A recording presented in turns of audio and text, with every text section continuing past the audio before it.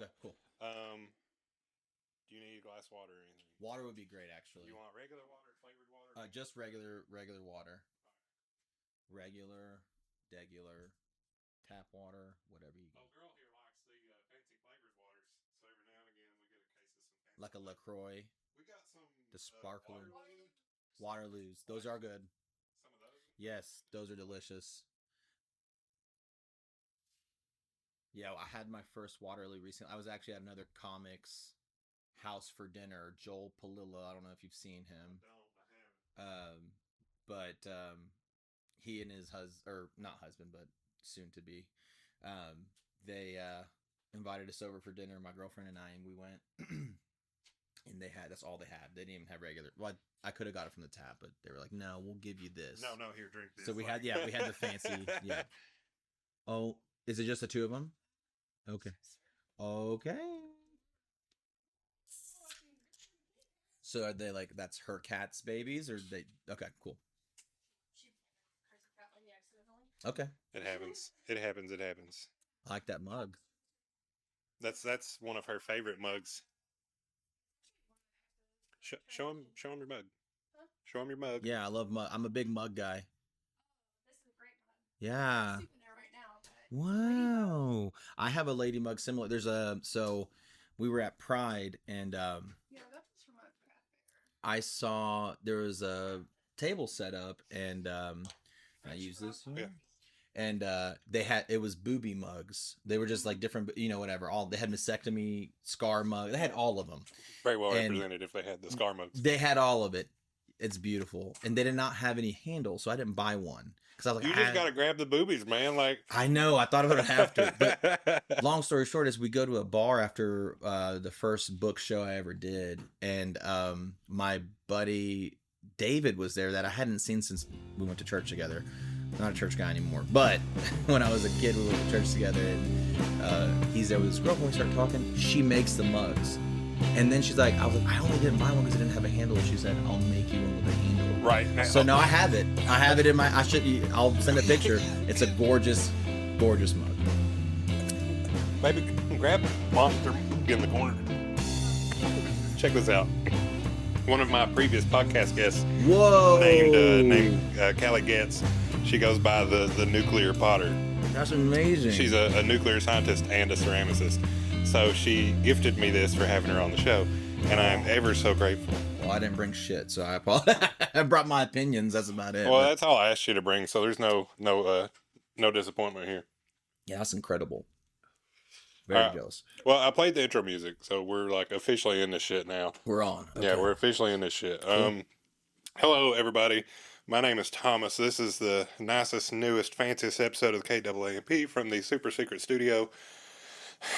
And we're here and we're doing the damn thing. I have a local comedian with me here. Justin, would you please introduce yourself? Yeah, my name's Justin Chavez. I've been in Knoxville for about 20 years now. Was born in California. Came here as a kid. I've been doing comedy for about a year and a half now. I took a little bit of a break, so I always say probably more close to a year of solid comedy. But yeah, thanks for having me. Yeah, you're welcome. How old are you, just to satisfy my curiosity? Yeah, because you said you've been here for 20 years. Yeah, how old do you think I am? I'm going to say you're similar to my age. I'm 34. Okay. I'm 33. Okay, so it's all right. Did you go to school around here? Kind of. Okay. I moved here, went to a now defunct technical school, and I lived in the middle of campus. So I had a... But high school? No. Okay, so just college. Yeah, okay. I had a traditional, non-traditional college experience. Was it Fountainhead? No, it was ITT Tech. Oh, okay, cool. All right, I remember the infomercials. Yeah, okay. Yeah, they got me, and I think they got me. They got me. I think I got the upper hand anyway, so it's all right. Nice. I went to right around the corner. I went to Carnes High School for a little bit, and they built the new high school, the Hardin Valley Academy. Yeah. It's an academy. So I went to the academy. I was the first graduating class. That used to be cool. Now it kind of ages me. Look at you, fancy motherfucker. Yeah, Look it at ages you. me now. But then I went to the University of Tennessee and I got kicked out because I wasn't going to school. I was doing all the college stuff minus. You paid all the bills to not go to class? Yeah. Well, I was on scholarship. Remember, my last name is Chavez. So right. I had all the Pell Grants. Yeah, I had all the things. You were a DEI student. I was a DEI student. I walked in and like, we're looking for Chavez. That's not for the You audio raised your hand listeners. and they're I like, am "What the white. fuck?" Yeah, I'm a white Hispanic. We're out there. I always tell one of my jokes is like, we're out there. We're in your schools. We're at your jobs. We're fucking your daughters. We're Yeah, out there. absolutely. So, but like- yeah, I got kicked out. Went back though. I went back and finished. So what'd you get a degree in, since we're talking about that now? Finance actually. Hey. And I work in I won't say where because I'm not allowed to, but just they told me if I'm doing comedy stuff and this, Yeah, I you can't can- talk about my You can speak freely here, but Yeah. do what you need to do. Yeah, Go ahead. I work in retirement planning, but I'm not like a sales guy or anything. I'm not a financial advisor. So I worked in restaurants from 15 to 20. Oh no, I'm good. 15 to, I mean, I was still going even after I went back to school. So I would say about 27. I was still even doing part-time in the restaurants. And then I got my degree and I went and worked in collections Yeah, at a mortgage because company. that's glorious. That was insane. I got recruited to do that.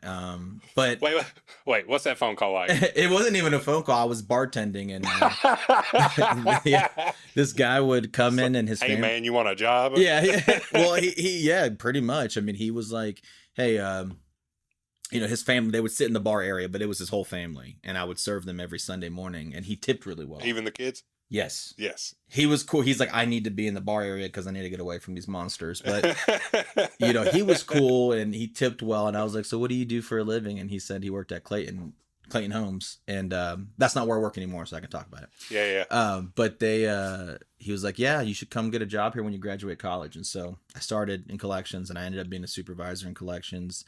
But I went not the traditional route that we were basically trained, hey, tell them pay or get out, essentially. Yeah. That was not my style. My style was more like, hey, let me educate people. Because my parents didn't have money skills growing up. I used to get collections calls for my parents. My grandmother was a Mexican immigrant. They didn't have money. They still don't have money. I'll be inheriting debt, but that's it. So the American dream. Yeah, exactly. Yeah. The new American dream.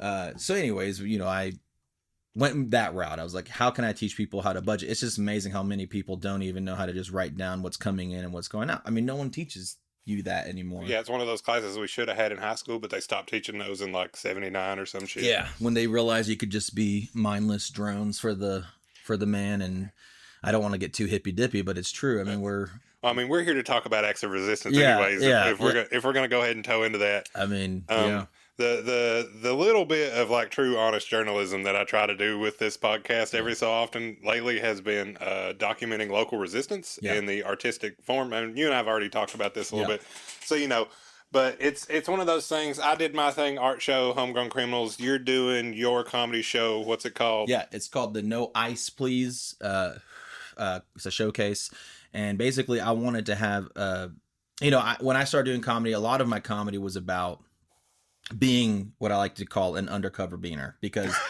it makes a lot of people uncomfortable, but I mean, I'm telling you, I grew up in an agricultural town. My grandmother was literally working in the fields picking produce. So, I mean, I lived there and I saw it, and I'm a white guy. I talk like a white guy, and I know my privilege as a white guy. So it's just a unique perspective to know that like I can get treated differently just truly based on the color of my skin. And you're 2 generations away from what the idea is. Literally, I'm a second generation American. Yeah. On both sides. And I think that's what's incredible to me, is that like I'm so close to it, yet I don't get treated any differently than another white guy on the street, but I've seen it with my own eyes. Just my dad getting treated differently than I was treated at a Home Depot, even where a guy didn't even want to be next to the guy. So, that kind of stuff, I just found a unique perspective. And as comics do, we joke about our traumas and our things like that, but it's also important to bring light, like shed light on that and show that this is a problem in a way. And for the comedian or the comedy fans out there who get that stuff, I love doing shows like that. Yeah. And unfortunately, you don't get a lot of that, especially around Knoxville. We don't have shows that necessarily challenge, like, hey, intellectuals, come out. Not saying that all of our fans are just dumb. They're not. I love the people who come out, that their support means everything. But at the end of the day, the type of comedy we're putting on doesn't necessarily challenge these things that we're talking about. Yeah. And so I wanted to put together something that was like, hey, I'm going to name it this so you know what I'm talking about. And now I didn't just, I didn't put an ICE agent on the advertisements or anything. I put a bartender. I used to bartend, so it's relevant to me, but a bartender serving drinks, and that's the imagery isn't so blatant. Yeah, it's like, hey, but no the title ice. is definitely. I put the periods where they were for a reason, and I did an all Hispanic lineup for a reason. I wanted to. I stopped doing those jokes. I talked to earlier about how I used to make jokes about that. I stopped doing those jokes because they stopped being funny to me, because it was, hey, this is now it's a real big problem. It's always been a thing, but this is now what the country is watching, the whole country. This is what our federal government is trying to do. And so I stopped doing those jokes as much. And not saying I will never do them again. I'm sure I will, but they're just less funny right now. It's less funny right now. Yeah. And so I was like, well, what can I do in my art to help the cause and still shed light on it? And so that's what I decided to do. I was like, I'm going to put together an all Hispanic lineup. I'm going to be honest. Could I have gone out and got bigger names and things like that? Yes, I could have. Probably, but that doesn't affect things right here, right now. Correct. Yeah. And I knew, and shout out to all my friends if they're listening to this, they will be, because they're the best. They support me. I sold that show out a month before the date. Yeah, hell my yeah. first show that I'm ever selling. And the reason why is because I have a good circle now. All the other people listening that aren't my friends, they're not going to always buy tickets. So I would love to see you come out to a show sometime. But, I knew I could put together whatever lineup I was going to put together, and they were going to be there. And that's what happened. Yeah, and so it all just fell together. It fell together really well. And I'm really excited for that show. We're showcasing some people that, I think are genuinely talented. And, it's an eclectic group of comics. Now I will say Laura Z is not, her last name is Cepeda, but she is not actually Hispanic. She married into the last name. I was about to say she's got it on technicality. Yeah, she got on technicality. She's actually divorced. Well, not even divorced from him. She's trying to get divorced from him, but can't find him. So I think she's earned, the right.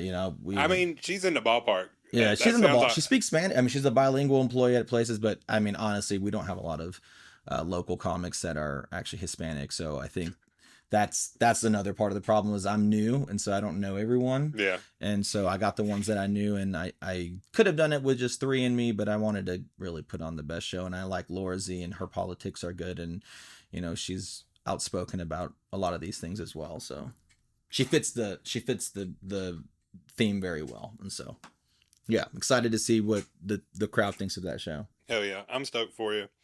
And okay.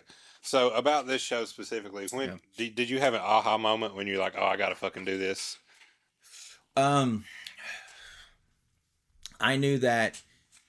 So when I started doing comedy, it was in May of last year. I went to LA and went to the comedy. I've been talking about going to the Comedy Store for years because my favorite comedian is Bobby Lee. Now listen, his stand-up's not my favorite, but just overall as a funny person, he is the funniest person I've ever been able to watch. And so on anything he does. And so love him. And I was like, I'm going out to LA to visit some friends. I'm going to go to the Comedy Store, his home store, and I'm going to meet this motherfucker. I said that. You tracked him down? Well, I bought tickets to the show. They don't release the lineup until the week of. Yeah. So we get there, we land. They're like, look at the lineup. Bobby's on it. So I was like, fuck yeah. I show up early. I'm like, maybe I'll catch him before the show. There's a little bar area in front. And I noticed a guy named Dan Ramos who's been on Bobby's podcast. And I walked up to him and started talking to him. And he's a comic too. And he actually follows me on socials. It's really cool. It's like, yeah, that's the coolest. That's my biggest flex right now of followers I have. I have an actual LA comic following me, but he's not huge, but he's very funny, very talented guy. And I was like, dude, I want to meet Bobby. I made this pop figure. Bobby loves pop, these little. I made him a pop figurine of himself, and I was like, I want to meet him. And he texted Bobby right there, and said, "Come back out here." After his set, I did. He was there. I met him 2 days after I land back from LA. I do my first show, so I start doing it then, and then my ex-wife and I were together still, and she was not very she wasn't unsupportive, but she was more like, this isn't a thing that's going to be your career or whatever. And I kind of lost steam. And I stopped doing it for a while. We split up a little bit later that year, and I'm getting good at this. My second divorce, so I've got it figured out. But we split up, and one of the first things I do is I go tell my friends at Soccer Taco about us splitting up. And across the street, Scruffy City. I'd never done the open mic there, and it was a Wednesday, and so I was like, I'm gonna go check out this open mic, and I did. But they were having a different show. Well, I had become friends with some girl at work at this time too. Like, we had been split up for a little bit, and I told her about my interest in comedy, and she was like, well, why don't you start doing that more? And so I did. And that girl's now my girlfriend. So shout out to her for just always being such a solid person for me. But that's the timeline. And when I started getting really into it, going to do open mics every week, I started thinking, man, I really want to like produce some shows. And I was spent the time kind of getting to know the other producers in town, and you know, kind of understanding the landscape of Knoxville comedy, whatever you want to call it. And then I got booked on a show. It was a little earlier this year. I can't remember when I first did it. It was February or March. And after that first one, I was like, I got to do a show. And so I started thinking of ideas, and then political things got heated up, and I was like, this is the first show I'm going to do. And so I said, why not September, which is the beginning of Hispanic Heritage Month? And so that's how we ended up. It all fell together. Dude, that's kind of that's kind of how the Homegrown Criminal shenanigans went. Like, it's like, hey, plan this idea here, hey, we need to call this, how can we pull it together? And then it all just sort of materialized. That's somehow. I was hanging out with Ivan right before he went over there, by the way. Oh, did you now? We were at the bar and hanging out with Caitlin Hillen and a few of my friends, and he was like, yeah, I'm going to go do this show. And after he left, I texted him and I was like, how'd it go? And he's like, dude, he let me run like 20 minutes or whatever it was that you let him run. And he was hype about it. So he said it was a really cool show. Yeah, it was the wildest art thing I've ever done. So, well, yeah, tell me more. I'm sad I wasn't there. Oh, that's okay. So there were like 40 different artists, 60 something pieces. The warehouse that we did it in was, dingy warehouse space, and it super fit the theme of like renegade shenanigans. And I was super happy about it. Like, obviously the lighting wasn't great, and that's just a problem we couldn't really mess with. You can just put it in there. Mm-hmm. Yeah, that's good. And it I couldn't have asked for anything better. Like, the idea I had in my head spiraled in a healthy way once other people got involved. Yeah. So it was just really cool to watch the idea like grow into what it was. And then, you know what? It was an art show with a dance floor and people dancing at the end of it. That's cool. Yeah, and I'd never seen a dance party at an art show before. So it would just be like a literal, like, not like an exhibit, like not like somebody doing performative dance. They were just dancing for fun. No. My buddy Jeff was DJing. That's sick. That's amazing. Yeah, we had art and shenanigans from like 6 to 8, and then we had all the addresses, and when Ivan did his set and Indivisible spoke, I did all the things. And then after that, at like 9 o'clock, the last 2 hours were dance party. Dude, are you planning on doing something like that again? I would very much like to. I will neither confirm nor deny that okay, right now. Cool. Yeah, I'd like to help in any way, even if it's just promoting it. I'd love to help with it if you needed anything like that. I'll put you in the loop. I'm loving the promoting. I really am. I don't know. Like, I never thought I would, but like, I really enjoy promoing show, even if I'm not on them. Like, I think it's about building a community. Right? No, it's fun to talk about your homies. Yeah. Well, and genuinely, dude, you met Brandy, you've met Ivan. Oh, you had Riley on, right? Mm-hmm. I mean, I like him. He's genuinely, in my opinion, a comedic genius. The first time I saw him go on stage, it was absolutely hilarious. I mean, I'd never seen. When he was over here, he teased a joke and he never paid it off before the end of the episode. He had a necrophilia joke. Oh no, yeah, I've heard it, and he mentioned it, but he didn't say it, and I was so sad. So Riley, if you're listening, you owe me that joke. I gotta either come to the show or you gotta tell me. You need to come watch him. I do. I want to. I'm sad I had to miss the storytelling thing. You know, they'll do plenty of them. Oh, I know. And That one was just right at the wrong time for me. yeah, I mean that's where I'm doing my show is actually the same venue. Nirvana. Yeah. Yeah. I actually knew the old owner. There's some weirdness between the old owner and the new owner, and I get why. But I've been hanging out there for a little while because my buddy's a big comic book guy, and he specifically loves Power Ranger comics. He has. Well, I mean, we all have a spot, all. don't we? Yeah, that's his special interest for sure. Even the Ninja Turtle collab. Yeah. Oh, he has everything. Oh boy. Yeah, I'm. If it's a Power Ranger like collectible, I'm pretty sure he owns it. He's also a professional gambler. So. Oh, well, that's perfect. Yeah, well, I don't know how much money I don't think he makes a lot of money, but that's what he does for a job. His wife makes plenty of money though. Obviously, he has his priorities in check because he's got a bank.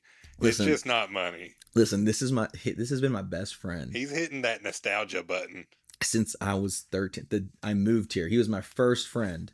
Still my best friend to this day. Right. Yeah. This dude is living his dream, and him and his wife have been together since they were high school. They were in a musical together, and they've been together ever since. They're awesome, dude. I actually introduced them. It's a crazy story. I was in art class. Fun. Hey, here they we ever go. blame you for that? Yeah. Okay. Oh yeah. They always talk about how, I mean, they didn't get together date because of me. But they knew each other. They met each other because of me. But it was like 3 years later they got together. But I used to be in art class with his wife, and we would sit at the same lunch table, and she would eat in the most seductive way. And I would always comment on it, and she'd be like, "What are you talking about, creep?" And so one day I was like, "Hey, Talon, you need to come over here and see the way this girl eats." And so he did, and now they're married. So it's because of me. It's one of my favorite stories. He must have loved what he saw. Exactly. Yeah, see, tell me I'm wrong. First sight. Tell me I'm wrong. Tell me I'm lying. He won't deny that. She's very artsy. She creates a lot of stuff, actually. She does a lot with resin. She's done more crafts, I guess, is what I should say. I think they have a 3D printer and everything. Arrow, get out of the cat food. Yeah. They always want what they can't have, huh? Yeah, dude, come on. Yeah. Mine will sneak in, dude. She'll do it so quick too. I'm like, that you have your own food. It's right. And mine's always she always has food out. Oh, don't be hiding under the table. Oh, you sad? Yeah, pets. They're great. They are. Oh, he's got the maze food, huh? There's a little ASMR dog feeding there noise it is for you. Oh, I thought that was like that feeder that you have to, it makes them work for it. She has some of those. He's got puzzles. Yeah. Really? Yeah. Wow. Digs them. My dog's not food driven. She's really not. It's incredible. Like, she's treat. She likes a treat, but like her food, I think we spoiled her too young and just left it out all the time, and so it means nothing to her. When he acts up, sometimes he has to work for his dinner. Oh, that's actually fun. That looks really fun. As Carrie holds up the DJ. Hell yeah. DJ Let's go. Hell yeah. That's awesome. That thing looks like a penis. It's very phallic shaped. Yeah, it'd be like that. I'm 33 and I still have to point it out. It's a dog toy.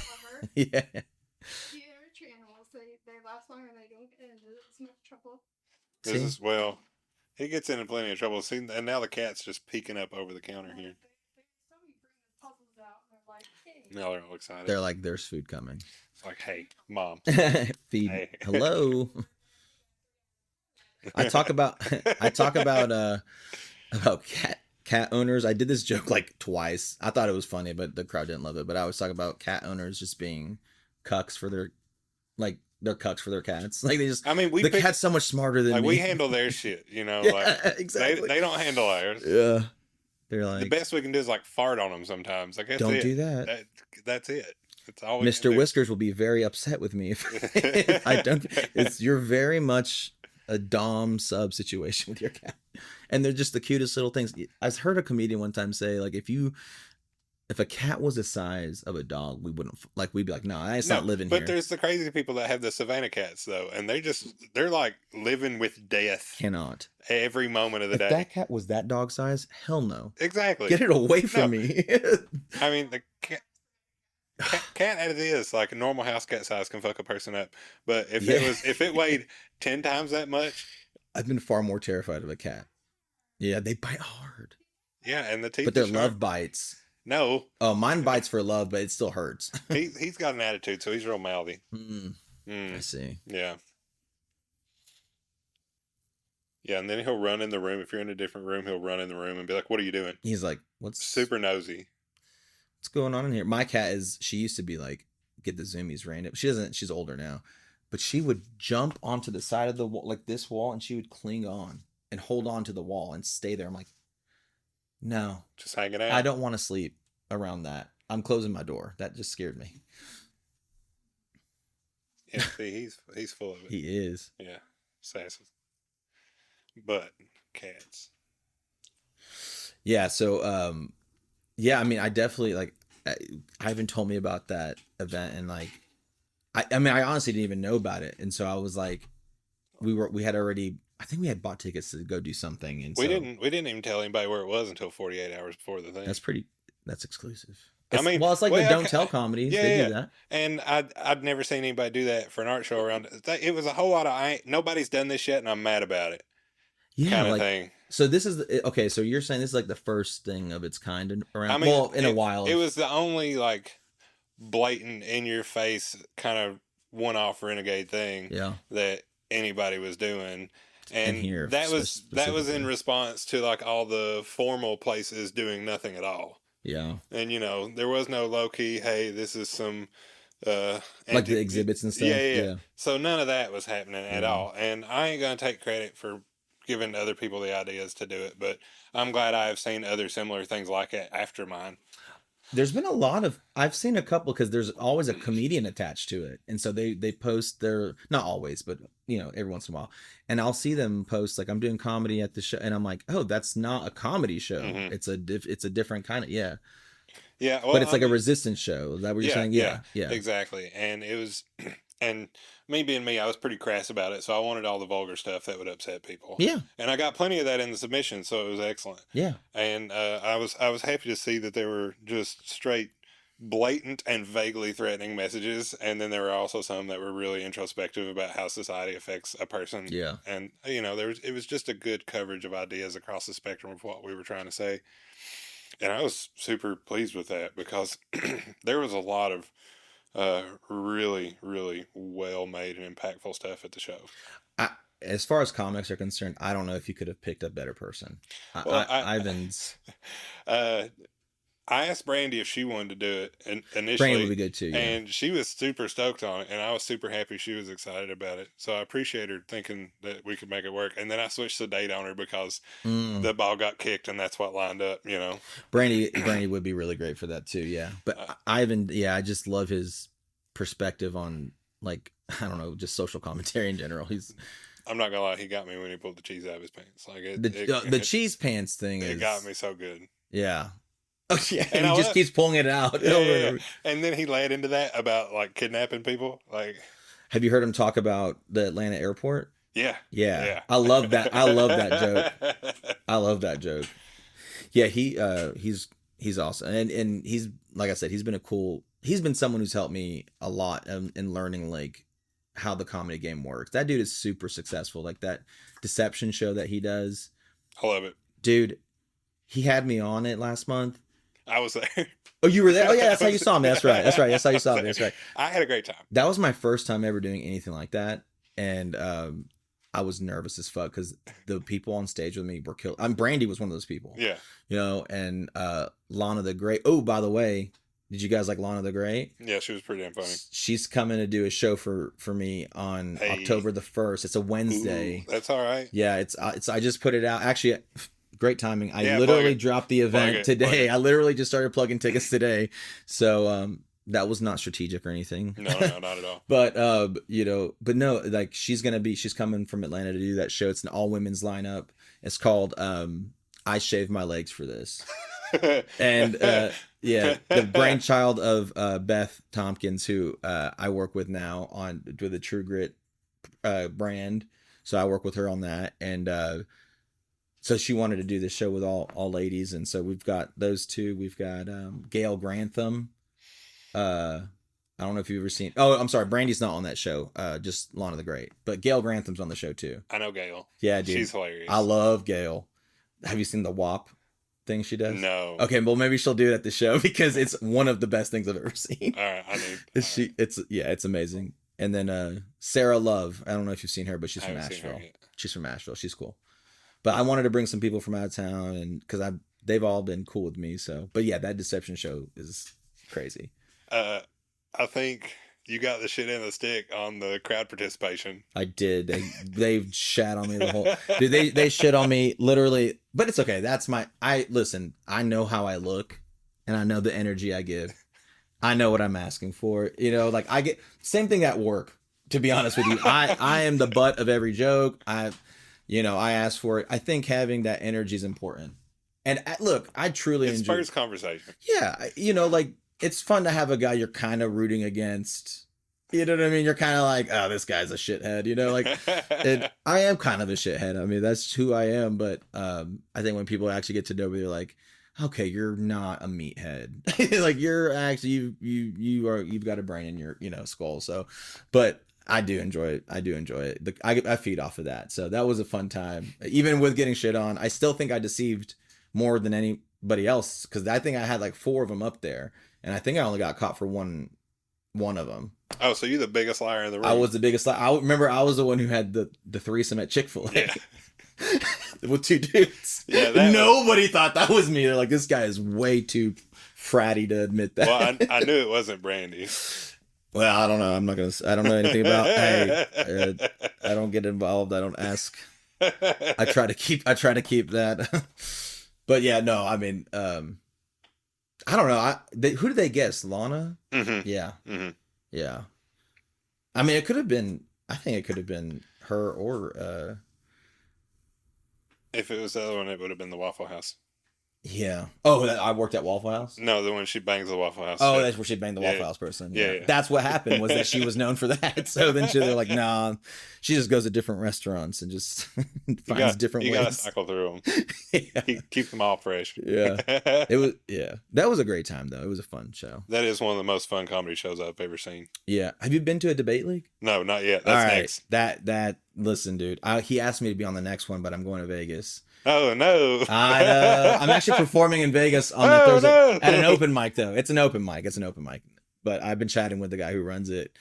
Because I'm like, are you guys still running this? And he said, yeah. So, but no, but the next one I think is fall into debate. I don't know, something like that. But I think he's doing like a championship thing at the end of the year. Maybe because or at least he's doing seasons. So like there'll be a season ending. So like he keeps all the same people rotating, I think. And the next year, I think they'll try something different. But they're really good, dude. I've been on 2 of them, and it was. I mean, that I think setup is made for me. I love that. Oh, that's where it's at for you. Yeah, because I grew up really enjoying. Like I was in the debate team. You know what I mean? I like formal debate. I never actually formally debated in a competition, but I was always in the debate club. Oh, like, okay. I mean, we would do it for fun. And, my parents always used to be like, you should have been a lawyer when you grew up because you love arguing. I hate hearing that. I'm like, you say that to every kid, but yeah, I literally wanted to be a lawyer because of that. I took that literally. Spite. Yeah. So I do like a debate. I even enjoy watching the presidential debates. I know they don't really. We say they don't matter, and by that we mean what they say doesn't matter. But nowadays with politics, it does matter because it's whoever got the biggest oohs and ahs. So the court of public opinion is heavy these days. That's all it is. We're not voting based on common sense anymore. And it's like, well, I think that there is a shift happening right now. I just worry if it's already gone too far. The pendulum's going to swing. It is, but it's like, how hard is it going to be? Yeah, that's the thing, because we haven't stopped yet. We're Correct. Still going. I think we're right here. We're still going up. Well, this Epstein thing, I think, is going to. You think it's going to implode and be great? I don't think we're ever going to know. I don't think but I think the damage is done is that they're not wanting to let people know. And that is what people care about. And now I'm like, so I don't understand how the people who are now changing their mind on that weren't like, listen, this guy was best friends with him. Like, wouldn't you think beforehand, like, maybe this is not the right guy if you want that thing to come out? It's amazing that wasn't the force. There's a what is it, cognitive dissonance. Yeah, it's a pretty heavy for the people that are trying to like reverse course on this whole thing at this point. Yeah, and it's like you have to really look at they don't do this. I'd imagine they're not introspective. Yeah, exactly. You can't look at yourself and be like, man, that guy really did deal with some kids, and I voted for him. I talk about this a lot with my girlfriend because, so my girlfriend grew up in East Tennessee in Kingsport. Okay. And then in Powell. Have you had pals? Oh yeah, dude. I just had it the other night. I just went and did my man. Dude. Yeah, I went and did comedy at Blue Ridge Comedy, which is in Bristol. Yeah, dude. Went to Bristol to do comedy at an open mic, and I was like, I don't care what the fuck time I leave here. I'm leaving here in time to go across the street to get my pal. So good. Thank you. I had to interject that. No, dude. I mean, honestly, so Sarah, that's my girlfriend. We will sometimes drive out to Morristown just to get it. Or Jeff City, wherever, because that's where she grew up. So you know what I mean. Like that's serious to her, and I'm like, it's the best fast food around here. Those fries every time. Oh, brother, yes. Shit, I'm going out to Gatlinburg. I'm not trying to get.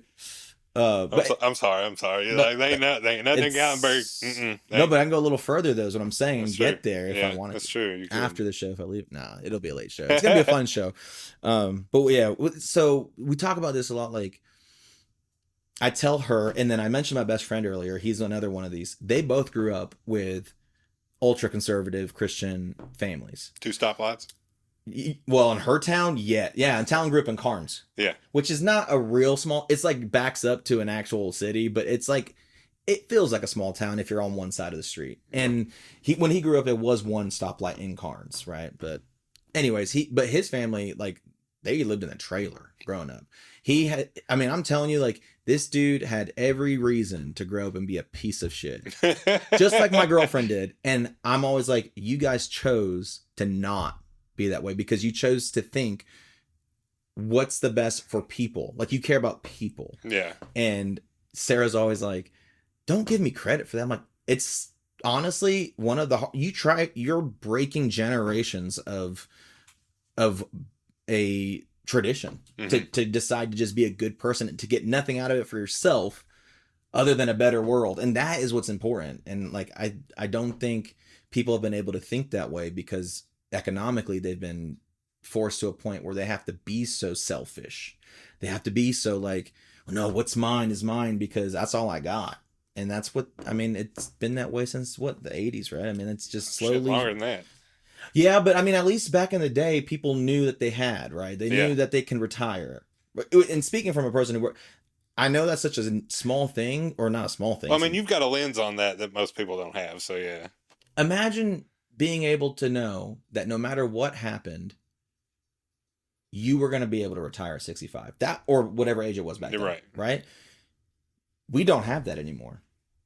I work in retirement planning. Our company manages 401ks, and we actually are the person who runs the company she's an incredible person and gives back to the community.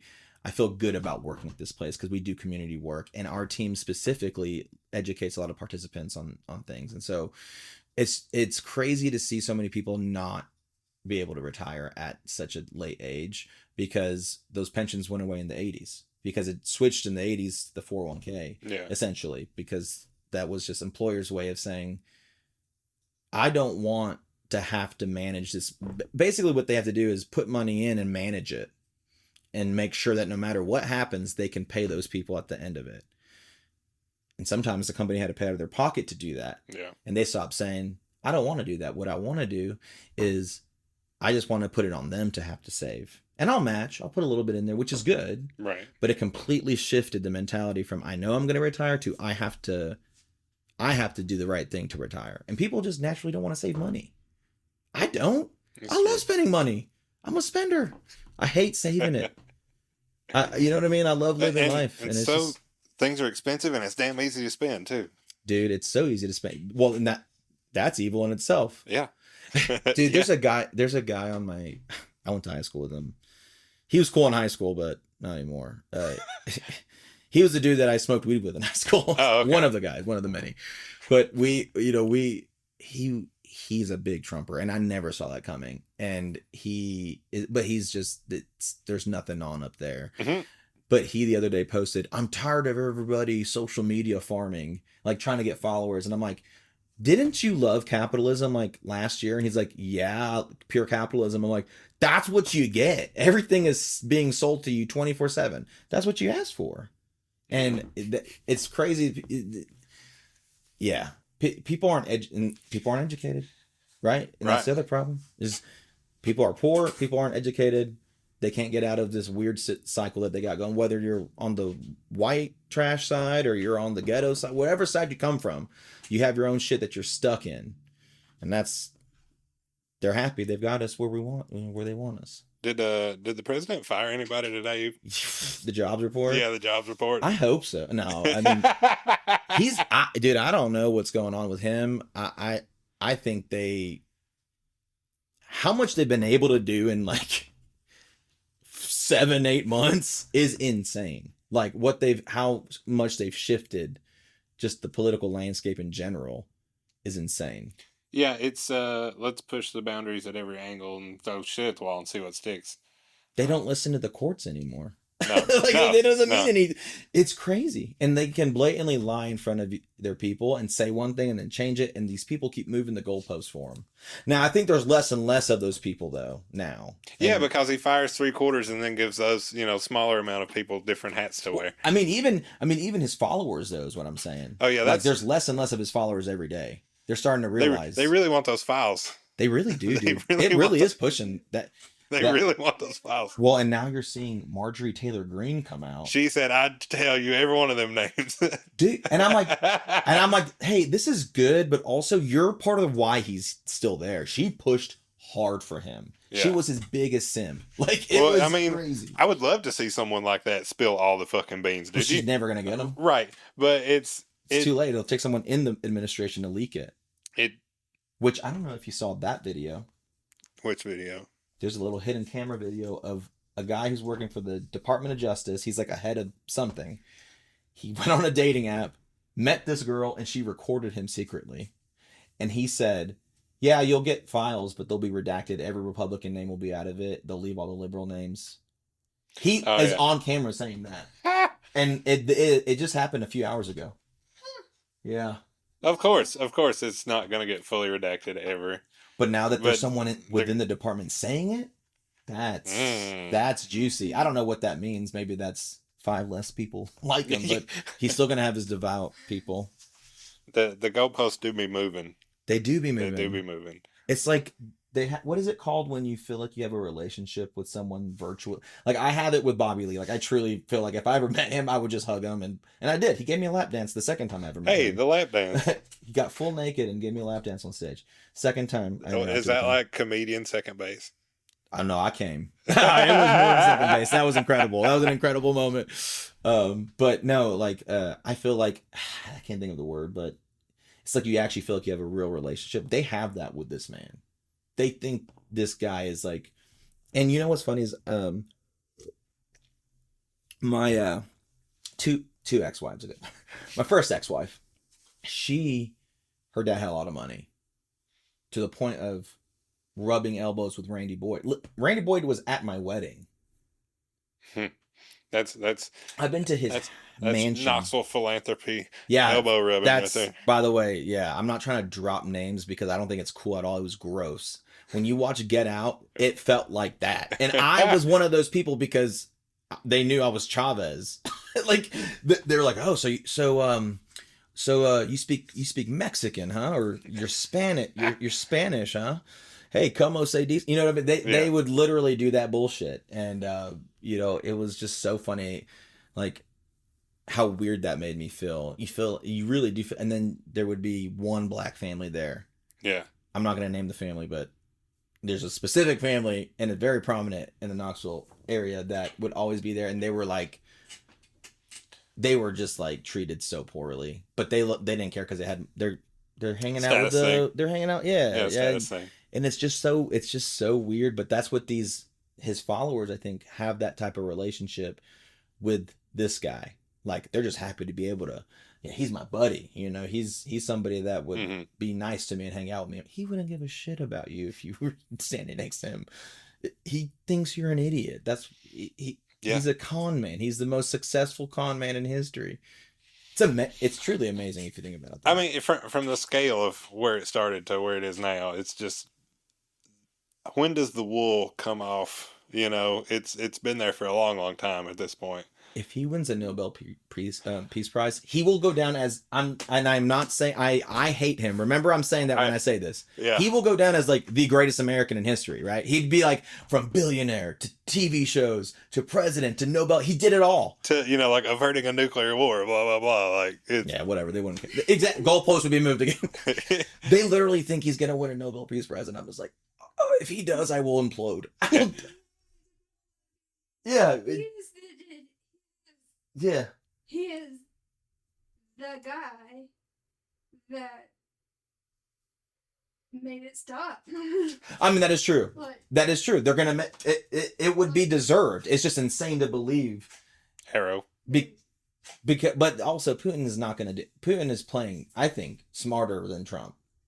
And Oh, okay. So he owns. Let's just go ahead and assume that old boy's got dirt on the president and is like puppet. even if it's not that, he's still a better strategist. Oh, absolutely. He's just incredibly. How is he still alive? Also, didn't he have cancer like 4 different times? He's got like some weird blood disorder, and they carry his shit around in a briefcase when he goes places. Like they don't let him poop anywhere. What? Like he has to shit in a bag, and, Oh my- and they leave with it.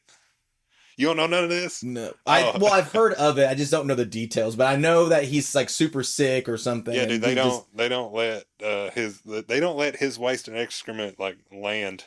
It never touches the ground in another country or wherever he travels. Why? Like, because they don't want it to be captured and analyzed for his medical history stuff. Oh, Blah, blah, that blah. makes sense. Like I mean, there's- he's juiced it's up. Biosecurity shit, like whatever. If anyone's got it, it's them, right? I mean, like Surely.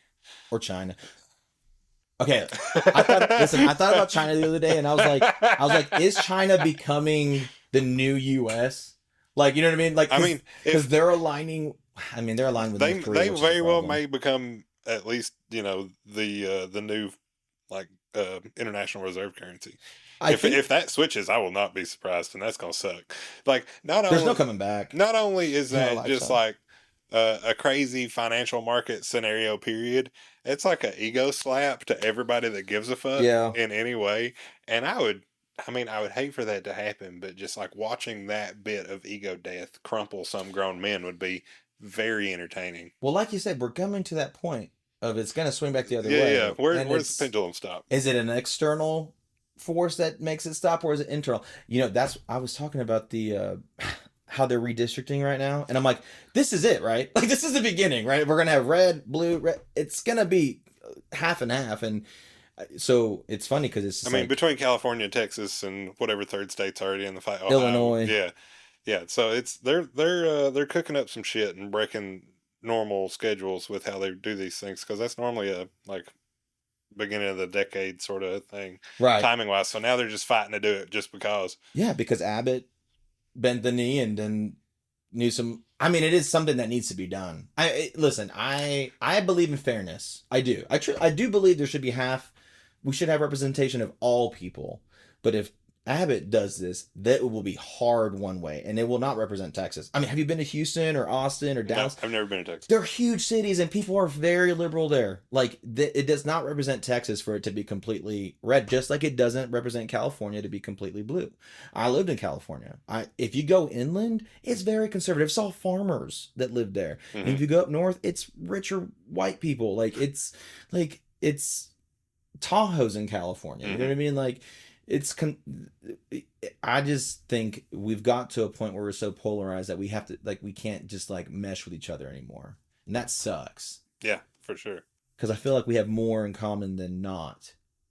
I remember during COVID, there was a guy with a MAGA mask on, and I was sitting at a bar with him, and my buddy, same buddy I've been talking about since I was 13, He cannot. He immediately goes into like shutdown mode because that's what he grew up with. Oh, Right? okay. Yeah. So he's just like, I can't start a conversation with him. I can't look at him. I'll freak out. But the guy was trying to talk to us. So I ended up talking to him. And we agreed on so much. And I was like, yeah. It's like we all just want to be able to pay our bills, go on a vacation once a year, like retire. Yeah. That's the basic things. I don't like we want to be able to stop working when our body starts breaking down, like, and not worry if we can afford to live in a retirement home. Right. That's crazy. That is crazy. Yeah, just put me out in the pasture. Yeah. I mean, that's kind of where we're at, right? Like Yeah. if I can't, that's how I feel. But we can't even do that. They don't, which is crazy. They're like, have you seen the movie, what's that movie where they go out to like Germany and go on a like weird retreat? It was Midsummer. No, I haven't seen that yet. If talking about just like, they decided like, do you care if I spoil it? No, Spoilers? go ahead. That's good. They, Sorry, everybody. Not sorry. Spoilers. They basically do like this mathematical equation to figure out the exact age where they're like, they no longer contribute. They are starting to become a leech, and they honorably kill themselves, jump off a mountain. That's the society and how they live. I'm like, I was like, that kind of makes sense though. Like, just like, it's like Thanos, but like, that For was, your own self. if they thought about that like at the beginning, if Thanos was like, hey, maybe we should do it this way, he wouldn't have had to do the snap because there wouldn't be an overpopulation. But but that takes a few rounds. it does. Yeah, it's not gonna be immediate. You're gonna No. yeah. The instant gratification is not there. Yeah. Well, yeah, no. That's not true. there. It's not there. But yeah, it's crazy. It's a crazy concept, but it's like, it kind of makes, it's like some Black Mirror shit. Surrealism. Yeah. Dude, that Black Mirror show messed me up. All right, man. We're coming up on that hour we Cool. said we'd do. Remind us why we're here. Tell the people where you're at. Tell them what you're doing. Tell them where they can find you on the internets and whatnots, and we'll get on about it. Yeah, my name is Justin Chavez. Came here to talk about, what's important is, people, just treating people like people. My show's called No Ice Please. It's sold out. We'll have another iteration, I promise. But they're rounding up people who are not even giving them a chance to be a person, and that's a problem, and I think we can all agree on that. But you can find me at Justin Chavez Comedy on Instagram and Yellow Door Media on Instagram. Thank you. Yellow Door Media? Yeah, that's the LLC. Gotcha. Yeah, that's the promotional. Well, there you go. I'm gonna do a little bit of this. Let that play out.